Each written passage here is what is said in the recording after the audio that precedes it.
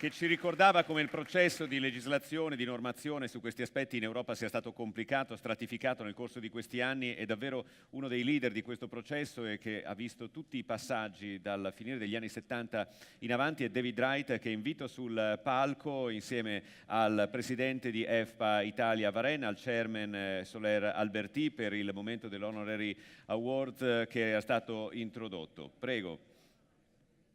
Allora, dicevamo David Wright, che dopo la laurea a Oxford nel 74 è entrato nel 77 in Commissione europea, ha attraversato tutti i gradi della sua carriera legati alla regolazione finanziaria. Dal 2000 in poi è stato il responsabile, come dicevamo, di questi processi finché ha preso l'incarico di segretario generale dello IOSCO. Questa è una delle motivazioni per cui è stato premiato e viene premiato da EFPA questa mattina, ma la motivazione ce la presenta anche il Presidente. Sì. Well, good morning, David. Thank you for being here and for speaking also after the presentation to address the Congress of EFPA Italy. As you know, there's not just a few people taking care of and being qualified. It's a huge amount of people. I make some introduction of David Wright before, but I would like to mention 2 or 3 additional things. First of all, David is not just a civil servant. The important thing is that he is, for instance, is very relevant that he studied in Oxford politics, economics, and philosophy. This is extremely relevant for the introduction to David Wright. Why? Because somebody who just study economics has a certain orientation, but he's much more than a civil servant, much more than a person who really deals with legislation, regulation, and things like this. And I think this is a part of the explanation of David Wright. And the second thing I want to mention, probably he doesn't remember that, because that was, EFPA Europe was created in 2000. And during 2001, 2002, 2003, that was not much more than a project, just a few people going around and trying to move the things on. And I think it was 2002, 2003, around that area, we organized the first EFPA conference, or I will say meeting, in Antwerp, in Belgium. At that time, EFPA was nothing, practically no people certified, just one was an idea, a project. But we wanted to have somebody who can explain us how financial service were going to advance in the following years. It was at that time the Financial Action Service Plan working on, and it was the idea which way we advance. And we, very timid, we asked David Wright, who was at that time Deputy Director in the financial markets area of the Commission, to come to our meeting, to our conference. And he came, and he was extremely useful. And, you know, we have been always thankful to him, because at that time EFPA was just, as I say, just an idea. For him to attend that meeting, participating in the meeting of one organization that was not really relevant, was not really practically existing, but it was a thing, and he probably shared with us the idea that it was an excellent project, an excellent idea, and something to beat for the future. In any case, for his long-standing professional career, for his vision of what is important, what has a future or not, for his excellent and very important role in creating what is the structure of financial services now all over Europe. I think for all these kind of things, you deserve the first EFPA European Financial Advisor Honorary Award. David?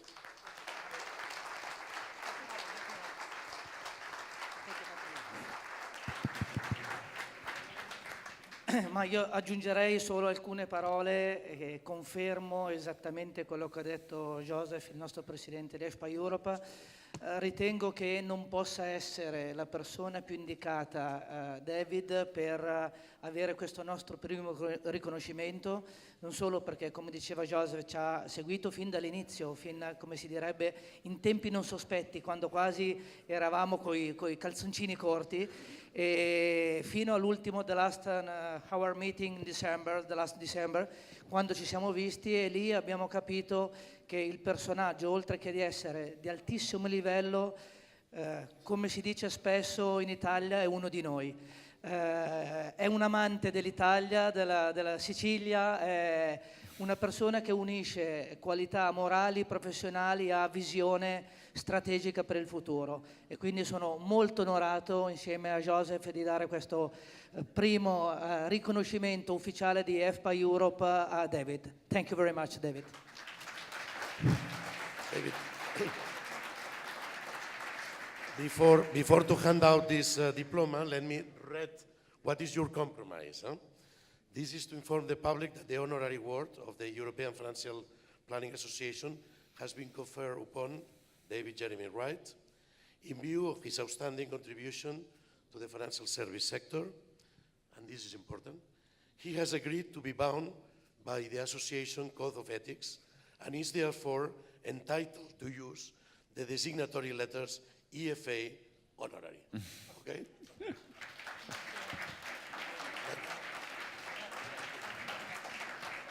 Bene, lasciamo la parola a David Wright, che ci parlerà in particolare degli standard di certificazione professionale in Europa, alla luce anche della nuova regolazione finanziaria.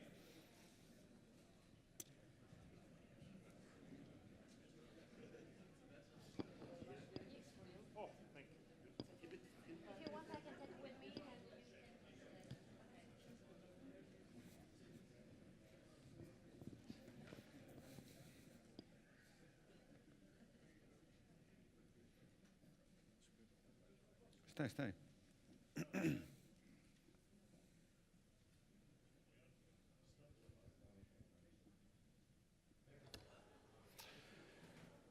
Chairman of EFPA, Joseph Soler Alberti, Aldo Vittorio Varena, Chairman of EFPA Italia, Giuseppe D'Agostino, an old friend from the Consul, distinguished guests, I am very honored and delighted to be here with you today at EFPA Italia 2016. I'm very honored for this prestigious award, which I shall hang on one of the walls of our houses in Spain. And Marta and I, my wife, is here. We just love coming to Italy. Of course, to Sicily. We are great Italianophiles. I think Marta, my wife, would have been an Italian if she hadn't been Spanish. We are very strong Europeans. I worked for 34 years in the European Commission and then at IOSCO. And Marta worked for nearly 30 years. And she is much more effective in Italy than I am, because she speaks very good Italian. As an English person of origin, European today, I'm very nervous about what is going to happen on June the 23rd in the United Kingdom, this really important vote about the future of the UK within Europe. I really shudder to think if the population of the UK votes to leave. I think this will be a decision of great folly and possibly systemic. So hold on to your seats. Whenever I'm in Italy, and I think here is a very good example, I know I'm surrounded by great experts of finance. I always used to say, and I'm not saying it because I'm here today, that Italy has perhaps the finest minds in the world on financial issues. I think it goes back to your history. I was never able to find out whether the origins of modern finance were in Torino or in Siena. I don't think Italians agree themselves, but you have always had this great tradition and knowledge about finance, which is admirable. And indeed, through my career, I have dealt with some of the finest minds in finance, and they've been Italian. And one of them, of course, is the president of the European Central Bank today. Ladies and gentlemen, we are nearly approaching 9 years since the onset of this financial crisis. Just last week, the European authorities told us that European GDP had just exceeded its level in 2007. So effectively, we can say we have lost 9 years of economic growth as a result of this crisis. What is the cost of that? 15% of GDP, 20% of GDP. The Financial Stability Board says in its documents the world has lost 25% of GDP against long-term trends. Now this is dramatically serious and shows the huge cost of financial crisis. In Europe, public debt levels have gone up on average in the Eurozone and across the whole of the European Union by around 35% of GDP. We still have very high levels of unemployment, particularly youth unemployment. And the distribution of income, I suspect, in this period has worsened and made poor people poorer. Trust of finance, financial solutions, we have to start again. We have to rebuild confidence and trust from the bottom up. For ordinary people, we're all ordinary people, but we're professionals. But for ordinary folks in the world outside, financial crises can be catastrophic. They can ruin lives.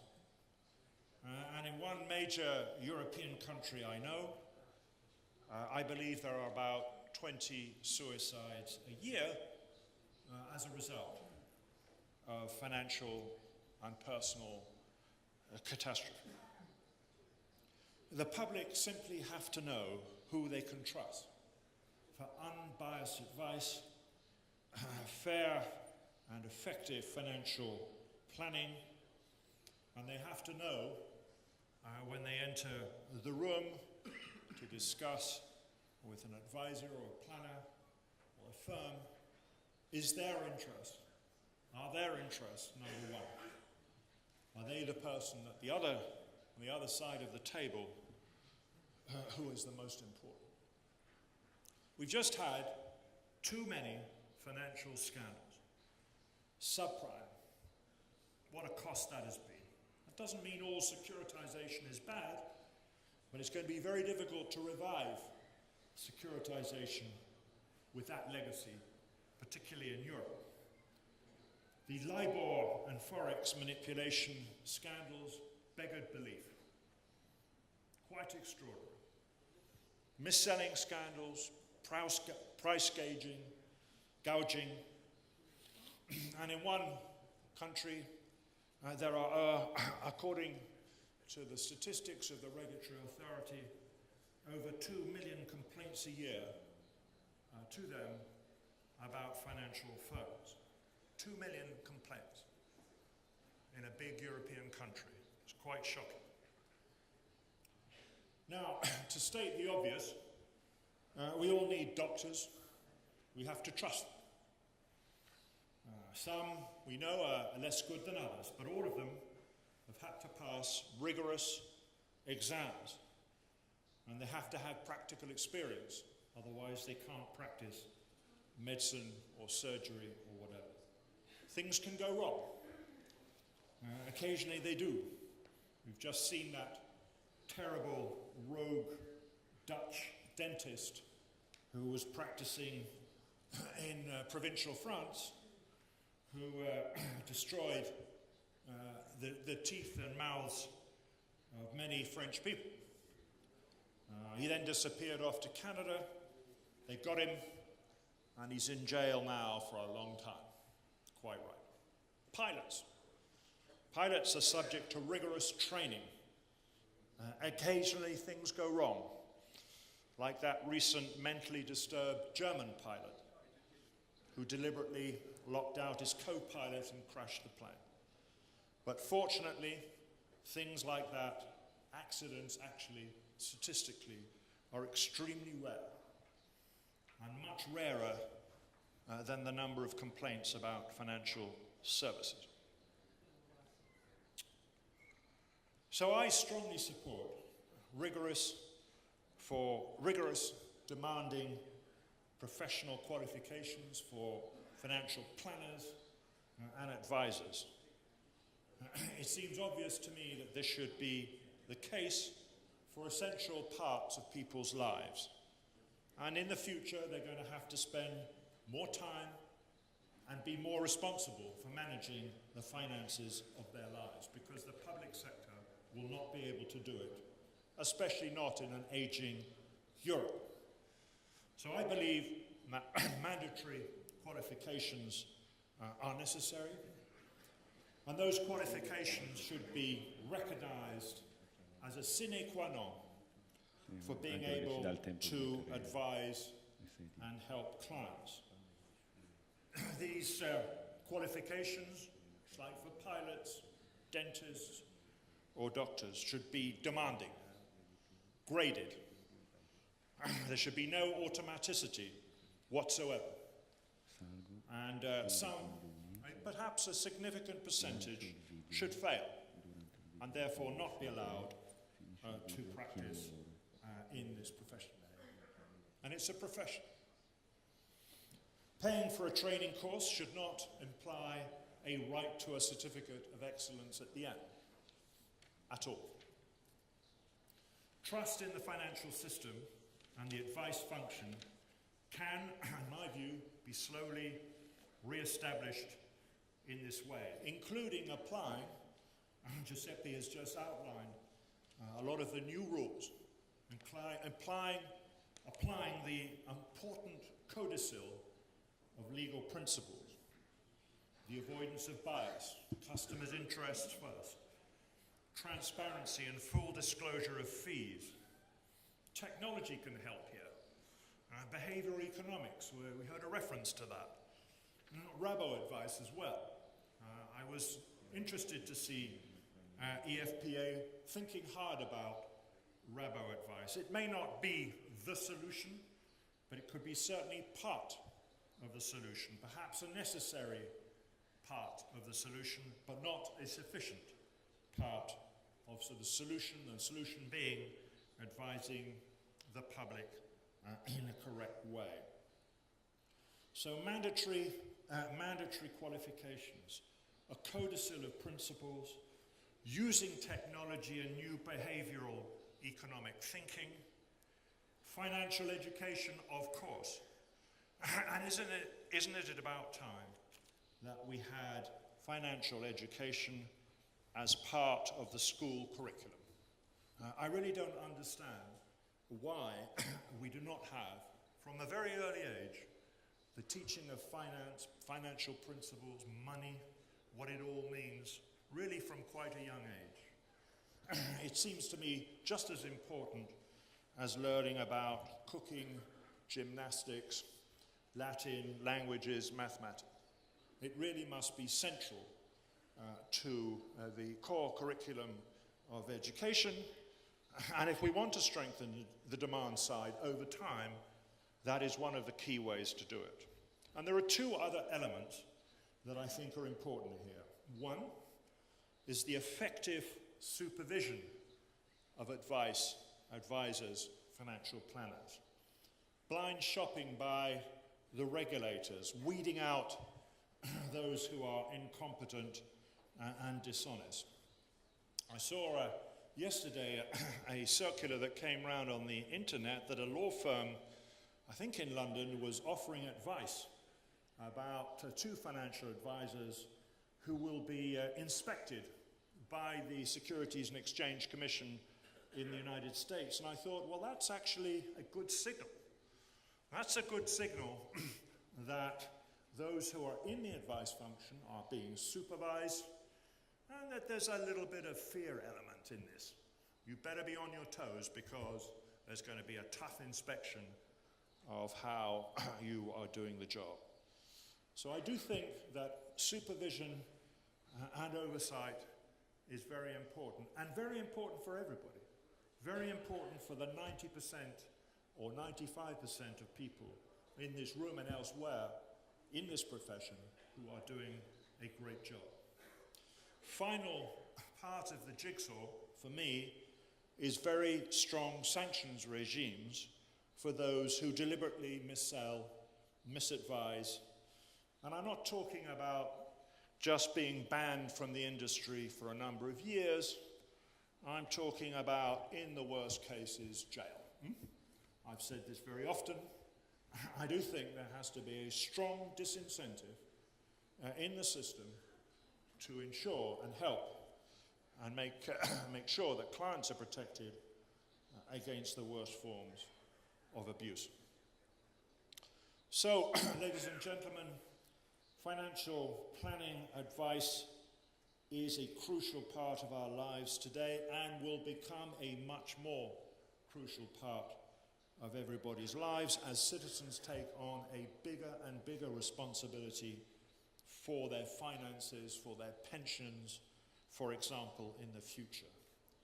Bad planning, bad advice ruins lives and destroys confidence all over.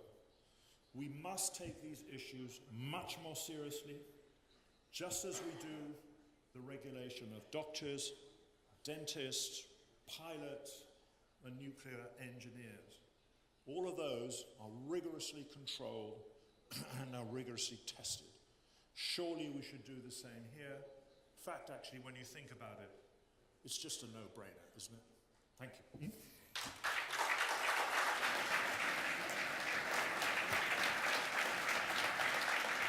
Thank you, David Wright. Thank you so much. Ci sono diverse domande, adesso gliene girerò soltanto un paio, sempre per motivi di tempo. Vi devo fare anche un annuncio di servizio perché uno di voi, Renato Fantoni, ha parcheggiato male, sta bloccando l'albergo, per cui se gentilmente sposta la macchina, e questo mi pare essenziale, sono molto in agitazione qui